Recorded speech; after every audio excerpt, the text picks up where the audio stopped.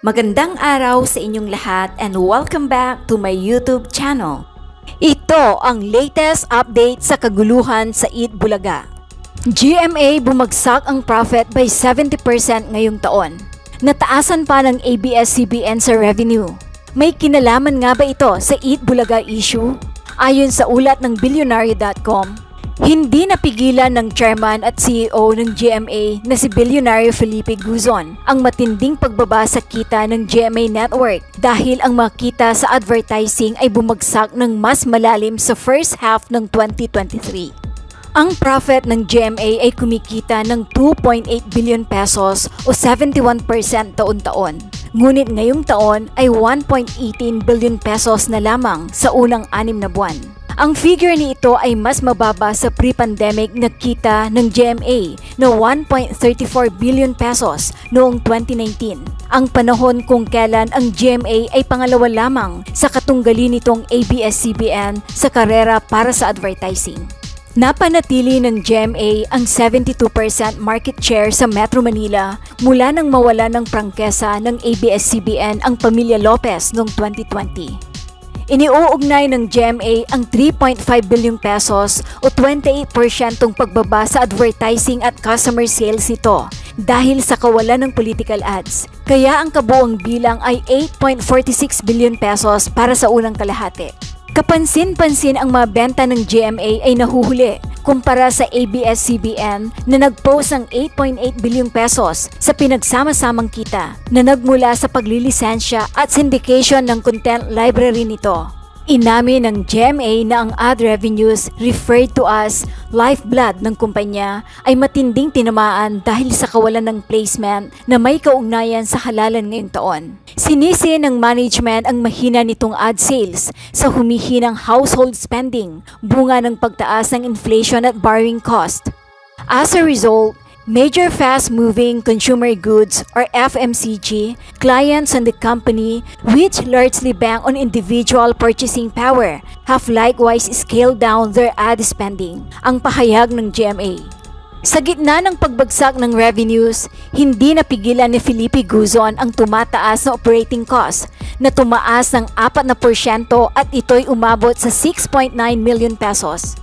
Management has made a concerted effort to keep spending at bay given the economic challenges, albeit ensuring that commitment of the company to its viewers in terms of providing superior entertainment and responsible delivery of news and information remain at the forefront, dagdag pa ng GMA. Narito naman ang opinyon at pahayag ng kilalang vlogger at social media influencer na si Models of Manila TV na mapapanood din mismo sa kanyang official Facebook page na Models of Manila TV.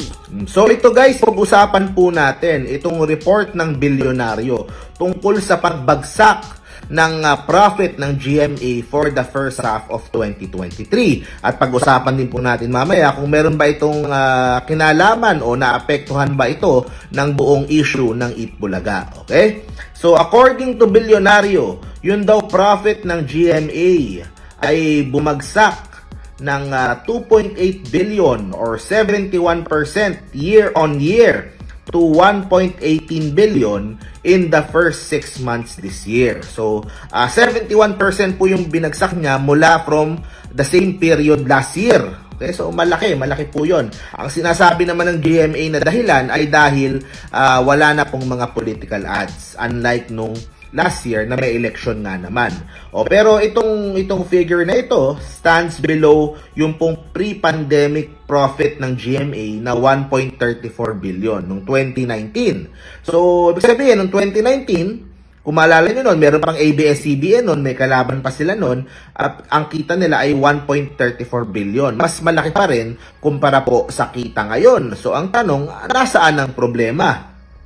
GMA has maintained a 72% market share in Metro Manila since the Lopez family lost the ABS-CBN franchise in 2020. So, hindi na nagtataka yung mga ibang analyst dito. Bakit nga nawalan ka na nung malaking kalaban na dati kakompetensya mo, dominated mo na yung ratings, pero yung profit mo ay humina pa kumpara nung pre-pandemic.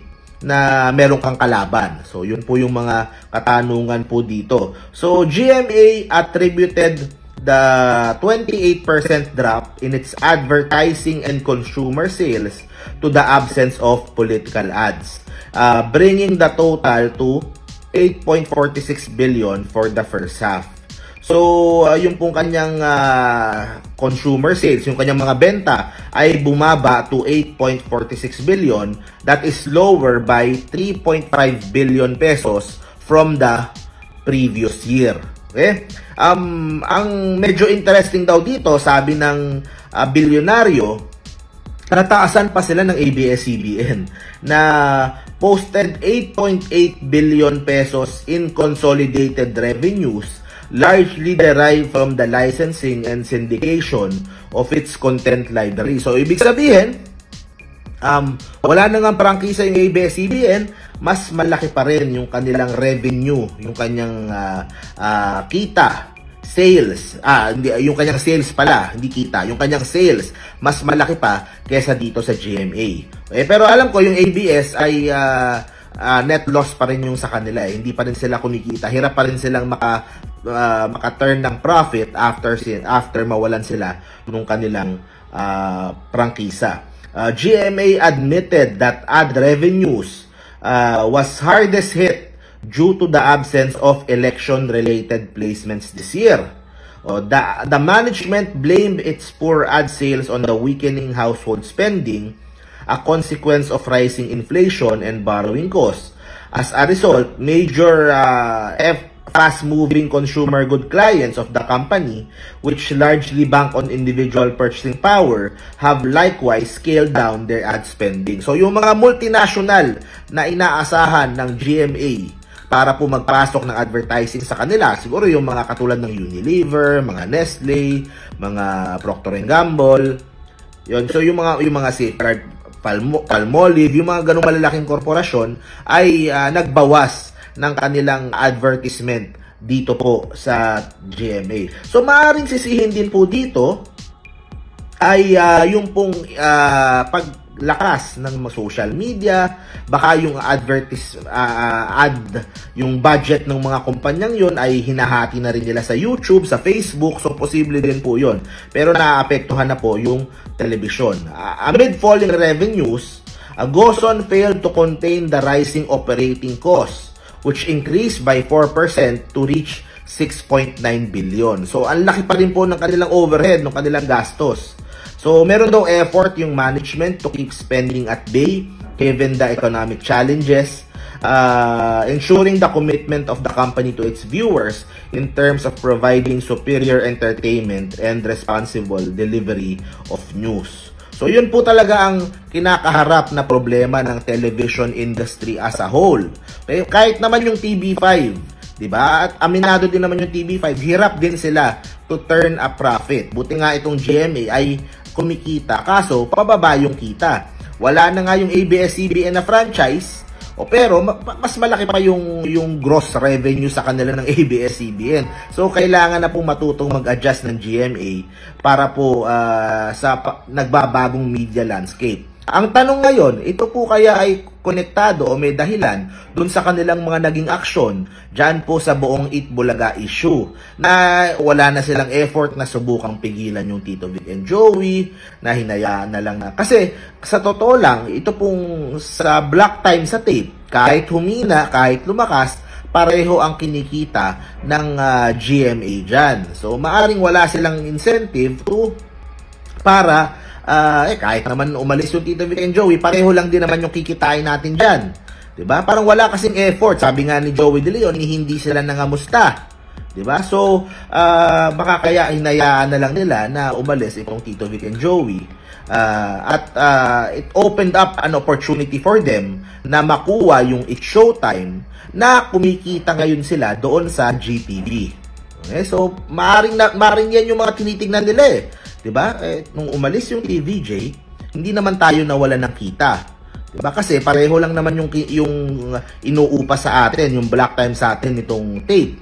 Pero, nakalkula nila, nung pumasok yung It's Showtime, sa totoo lang, nababasa kong reports, mas malaki ang kinikita ng GMA sa It's Showtime kesa sa tape. Kasi meron silang arrangement sa It's Showtime na may share din sila sa mga pumapasok na advertisement. So, nababasa ko, nire-report ng mga pro-ABS-CBN pages na mas malaki ang kita ng GMA sa It's Showtime kesa dito sa tape, Itbulaga. So, sa akin, this is cause for alarm din sa tape kasi kung mas malaki ang kinikita ng GMA dito sa It's Showtime, baka mas i-prioritize nila at baka eventually, yun na yung kanilang maging main daan po sa noontime ng GMA. Baka magkabaliktad sila. Yung It's Showtime ang malagay dyan po sa tanghali sa GMA. Kasi kung patuloy po naliliit yung pong income ng GMA, maghahanap po yan ng paraan para po mas kumita pa. And ang problema lang doon sa naging moves nila ay lumakas yung kanilang competitor. Diba? Yung pong TV5. Dala-dala kasi ng TVJ yung kanilang mga advertisers. So, ang nangyari, kumbaga nabuhayan yung kanilang kompetisyon kasi sa totoo lang, dominated nila yung TV5. Diba? Pero ngayon po, lumalaban na yung TV5, lumalakas na-energize yung base ng Tito Vic and Joey at ng Babarkads at dala-dala po nila yung buong channel. Kasi ngayon, magkakaroon pa ng Wow Mali, magkakaroon pa ng iba't ibang shows sa TV5, yung Hanabishi, yun, namimigay na sila. So yun po ang maaring epekto nito nung pagbagsak ng income ng GMA sa issue po ng Itbulaga. Maaring sa ngayon walang direct effect yung pag-alis ng TVJ. Pero in the future ay baka po maging problema po sa kanila kung patuloy na lalakas ang TV5 dahil mahina na nga yung pong humihina na nga yung kanilang sales ay lalakas pa yung kanilang kalaban. So tingnan po natin, kailangan mag-adjust ng GMA sa panahon po ngayon at kailangan lang tingnan kung ano yung ginagawa ng ABS, bakit mas malaki yung revenue ng ABS-CBN kaysa sa atin. So tingnan po nila yon at mag-adjust po sa changing media landscape po natin.